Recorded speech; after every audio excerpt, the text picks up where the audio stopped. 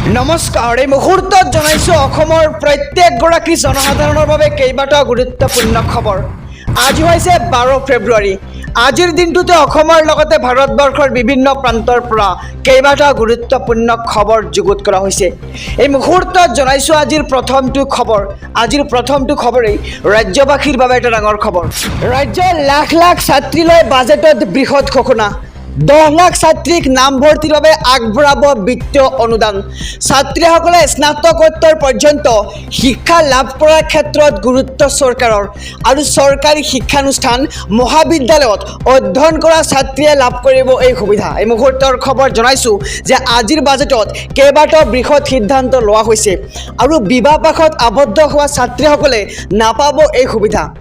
একাদশ শ্ৰেণীত নামভৰ্তি কৰা প্ৰতিগৰাকী ছাত্ৰীক 10,000কৈ টকা প্ৰদান কৰা হ'ব আৰু স্নাতকত নামভৰ্তি কৰা প্ৰতিগৰাকী ছাত্ৰীক আগবঢ়াব 12,500 টকাকৈ আৰু স্নাতকোত্তৰ প্ৰথম বৰ্ষত নামভৰ্তি কৰা প্ৰতিগৰাকী ছাত্ৰীক 15,000কৈ টকা আগবঢ়োৱা হ'ব আৰু এই আঁচনিৰ বাবে 240 কোটি টকাৰ ধাৰ্য হৈছে বাজেটত আৰু বিত্তমন্ত্ৰী অজন্তা নেওগে বাজেটত কৰে এই বৃহৎ ঘোষণা আৰু ৰাজ্যৰ লাখ লাখ ছাত্ৰীলৈ বাজেটত এই বৃহৎ ঘোষণা কৰা হৈছে। এই মুহূৰ্তত জনাইছোঁ আজিৰ দ্বিতীয় নম্বৰ খবৰটো। আধাৰ কাৰ্ড নাথাকিলে লাভ কৰিবনে চৰকাৰী আঁচনিৰ সুবিধা? আধাৰ কাৰ্ডক লৈ মুখ্যমন্ত্ৰী হিমন্ত বিশ্ব শৰ্মাৰ এক বৃহৎ ঘোষণা। ৰাজ্য চৰকাৰৰ আঁচনিৰ ক্ষেত্ৰত আধাৰ নহ'লেও অসুবিধা নহয়, মুখ্যমন্ত্ৰী হিমন্ত বিশ্ব শৰ্মাৰ মন্তব্য। কেন্দ্ৰীয় চৰকাৰৰ প্ৰপত্ৰত পূৰণ কৰিব লাগে আধাৰ নম্বৰ আৰু আধাৰ নোহোৱা লোকে লাভ নকৰে বিনামূলীয়া চাউল আৰু কেন্দ্ৰীয় চৰকাৰৰ আঁচনিৰ ক্ষেত্ৰত আধাৰ কাৰ্ড বাধ্যতামূলক আৰু NRCৰ বাবে বহু লোকে লাভ কৰা নাই আধাৰ কাৰ্ড আৰু আধাৰ কাৰ্ড নাথাকিলে লাভ কৰিবনে আপুনি চৰকাৰী আঁচনিৰ সুবিধা? আধাৰ কাৰ্ডক লৈ মুখ্যমন্ত্ৰী হিমন্ত বিশ্ব শৰ্মাৰ এক বৃহৎ ঘোষণা আৰু ৰাজ্য চৰকাৰৰ আঁচনিৰ ক্ষেত্ৰত আধাৰ কাৰ্ড নহ'লেও অসুবিধা নহয় বুলি মুখ্যমন্ত্ৰী হিমন্ত বিশ্ব শৰ্মাই আজিৰ সদনত উল্লেখ কৰে। এই মুহূৰ্তত জনাইছোঁ আজিৰ তৃতীয় নম্বৰ খবৰটো। হাজাৰ হাজাৰ কৃষকক ৰুধিবলৈ সাজু হৈছে আৰক্ষী, কিয়নো 16 ফেব্ৰুৱাৰীত লাখ লাখ কৃষকে সাব্যস্ত কৰিব এক বিশাল প্ৰতিবাদ আৰু ইয়াৰ লগতে 16 ফেব্ৰুৱাৰীৰ দিনটোত ভাৰত বন্ধৰ আহ্বান কৰা হৈছে আৰু 3 খলপীয়া বেষ্টনী গঢ়ি তুলিছে আৰক্ষীয়ে। যুদ্ধ সদৃশ পৰিস্থিতিৰ দৰে সাজু হৈছে বিশাল আৰক্ষী বাহিনী আৰু ৰাজধানী দিল্লীত এতিয়া যুদ্ধ সদৃশ পৰিৱেশ।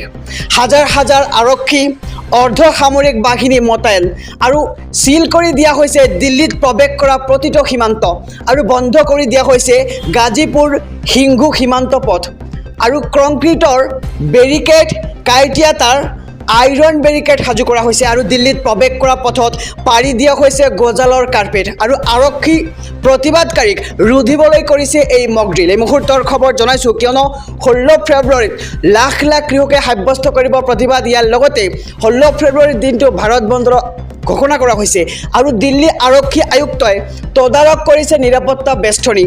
দিল্লী আৰক্ষীৰ সমান্তৰাললৈকে সাজু হৈছে হাৰিয়ানা আৰক্ষীও আৰু হাৰিয়ানাৰ 7খনকৈ জিলাত কৰ্তন কৰা হৈছে ইণ্টাৰনেট সেৱা আৰু আম্বালা, কুৰুক্ষেত্ৰ, কৈথাল, জিন্দত, হিছাৰ, ফাতেহাবাদত আৰু ফিৰছা জিলাত ইণ্টাৰনেট সেৱা কৰ্তন কৰা হৈছে আৰু হাৰিয়ানাত বন্ধ কৰি দিয়া হ'ল এতিয়ালৈকে SMS সেৱাও আৰু কাইলৈ দিল্লীক কবাবলৈ সাজু হৈছে কৃষক সংগঠন আৰু 200 সংগঠনৰ হাজাৰ হাজাৰ কৃষক সাজু প্ৰতিবাদৰ বাবে আৰু MSP, পেঞ্চন, ঋণ মাফকে ধৰি বিভিন্ন দাবীৰে কৰিব এই প্ৰতিবাদ আৰু 16 ফেব্ৰুৱাৰীত ভাৰত বন্ধৰ আহ্বান কৃষক মৰ্চাৰ। 16 ফেব্ৰুৱাৰীত ৰাষ্ট্ৰীয় ঘাইপথ অৱৰোধ কৰিব দল সংগঠনে আৰু ইয়াৰ প্ৰতি লক্ষ্য ৰাখি তৎপৰ আৰক্ষী প্ৰশাসন আৰু কৃষকৰ প্ৰতিবাদ ৰুধিবলৈ কৰ্তন কৰা হৈছে ইণ্টাৰনেট সেৱা। এই মুহূৰ্তত জনাইছোঁ আজিৰ শেষৰ খবৰটো। NRC আৰু আধাৰ কাৰ্ডক লৈ বৃহৎ ঘোষণা মুখ্যমন্ত্ৰী হিমন্ত বিশ্ব শৰ্মাৰ। সদনত উচ্চতম ন্যায়ালয়ৰ নিৰ্দেশনা ব্যাখ্যা কৰিলে মুখ্যমন্ত্ৰীগৰাকীয়ে আৰু NRC চূড়ান্ত তালিকা বৰ্তমানো প্ৰকাশ পোৱা নাই। চূড়ান্ত NRCত নাম নথকাসকলে লাভ নকৰে আধাৰ কাৰ্ড আৰু 27 লাখ লোকৰ বায়োমেট্ৰিক গ্ৰহণৰ নিৰ্দেশ দিছিল SCA আৰু চৰকাৰে সংগ্ৰহ কৰা বায়োমেট্ৰিকৰ তথ্য সংৰক্ষণৰ নিৰ্দেশ SCৰ আৰু NRCত নাম সোমোৱাসকলক দিয়া হ'ব আধাৰ কাৰ্ড আৰু NRCত নাম নথকাসকলে বিদেশী ন্যায়াধিকৰণৰ ৰায়লৈ অপেক্ষা কৰক আৰু ২৭ লাখৰ ভিতৰত ১৭ লাখ লোকে আধাৰ কাৰ্ড পোৱাৰ যোগ্য আৰু NRCৰ চূড়ান্ত প্ৰক্ৰিয়া এতিয়াও দেশত সম্পূৰ্ণ হোৱা নাই বুলি মন্তব্য আজিৰ সদনত আৰু আধাৰৰ পৰা বঞ্চিত হোৱাসকলক সকাহৰ বাবে ব্যৱস্থা কৰা হ'ব আৰু বিধেয়ক কমলাক দে পুৰকায়স্থৰ প্ৰশ্নৰ উত্তৰ দিলে মুখ্যমন্ত্ৰী ডক্টৰ হিমন্ত বিশ্ব শৰ্মাই আৰু এবাৰ NRC আৰু আধাৰ কাৰ্ডক লৈ বৃহৎ ঘোষণা মুখ্যমন্ত্ৰী ডক্টৰ হিমন্ত বিশ্ব শৰ্মাৰ